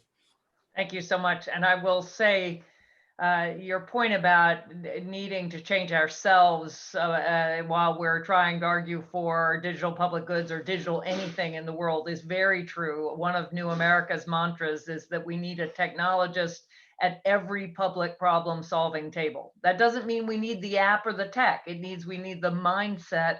And part of that mindset is exactly beta testing, putting out a product and getting those feedback loops. But that way of thinking about solving problems is critical, and it's not the way at least traditional think tanks have worked. So Lisa Witter, you are our last speaker. We are on time, so talk to us about how the community gathered today can engage government leaders who may be unaccustomed to dealing with digital technology. I would add the United States president, but we're not going to go there. But the point is, we've been talking to governments and with representatives from governments who really are leaning forward digitally. What do we do with those who are much more either skeptical or simply unaware, and to enlist them in this effort? I love this question, and thanks for asking it. Every year at the end of the year, Apolitical does, we focus on what's working in government, but we always do like one story that's kind of, the goofy stories of the year. And a couple of years ago, it was the Japanese minister, head of cybersecurity, that didn't have a computer. And that's where we're at with some of these people who have been put in positions to make these very difficult decisions. And I have a lot of empathy for that. So what I thought I would do is just tell you a little bit what we're learning about folks who don't know, and some 3 do's and don'ts to how to approach this. So at Apolitical, 170 countries, 100,000 public servants, digital is the #1 topic across the board. So there is hunger to learn. And particularly now in the time of COVID, because of rapid digitalization, so everyone's moving over to there. My do's and don'ts aren't rocket science, and they're really based in kind of first principles, but I think it's important to put them out there. #1, when we're talking, do not mystify it. I even wonder if people know what open source is. I co-chair the Agile Governance Committee for the World Economic Forum. And I'll tell you, when I walk into a room and say Agile, it pisses people off who don't know what it is. So I study psychology in the SCARF model. I don't know if you know this, but when people feel like their authority is threatened, they turn off. So let's just use different language. We can talk about things or explain things. Secondly, we can't go in and separate things. I love what you just said, Anne-Marie, that there should be someone at every table, and they should have that sort of human approach of using human language. Corey is such a great technologist who uses human language because it's really driven from her empathy and compassion. So Mike is the same to make these things work. So just really good leaders in that. And again, don't overcomplicate it. I find like we come in and say, oh, this is really complicated, all this tech stuff. You have to do all this. Oh my God, the sky's falling. That just turns us off and makes us run the other way. So what's the story of hope, and how do we tell the positive stories like we just heard from India? Other people have done it. We hear time and time again that people in government want to hear stories from other people in government, not just the experts. Do that, do connect them to one another, and really thank you, New America, for bringing people inside and outside of government together. Do again, tell the stories that work. We would be very happy to share with our platform these stories. They're so popular. They really get people fired up. And do provide, not just for the people in charge, but for their entire teams, one-on-one opportunities, because they have to go in and then teach it to others. We run free digital boot camps, very open to partner with any of you to do that, or to learn from one another. I think the last thing, since I get to bring it home, I think, just going back to the values base, if we all have love and humility, a lot of humility, these are hard jobs these people in government have, respect for what they do know, and really the gratitude. And if we can bring that mindset, which I know we all have, but just remind ourselves that that's the way we should deal with technology. It's a means and not an ends. I think we can do this. Let's keep our heart in all of the work. So thanks, Anne-Marie. Thank you. That was a lovely way to end. And to Minister Senge, who has this very hard job, we are sending you enormous appreciation. And I will say, having seen it from the government perspective, as Corey has, as a number of you have, it is hugely, hugely difficult. So thank you. We really are. We have 3 minutes. You've been on time. It's quite extraordinary. And I want to thank all of you. I want to thank the extraordinary New America team working with many of you all who made this event possible, and particularly to all of you who have joined us by video or interacted with our live stream. The efficacy of today's event has very little to do with what we say here. It has everything to do with the work that we will pursue leaving here in the months and years to come. So the purpose of this gathering is to lay the groundwork for new partnerships and projects. And we have made some real progress thanks to the announcements from the Open Contracting Partnership, the Community of Democracies, and the Open Government Partnership. Again, we would encourage all of you to sign on to the joint statement that highlights the outcomes from this event, and we will be providing the link very shortly. Decide how you and your organization will help seize the opportunity and join with us in creating a decade of digital progress for communities worldwide. Over the last 9 months, 2020 has been an extremely tough year with lots and lots of problems. Today we turn the page on the decade, and we start to turn the tide for the decade to come. So thank you, and we very much look forward to collaborating with all of you in the work ahead.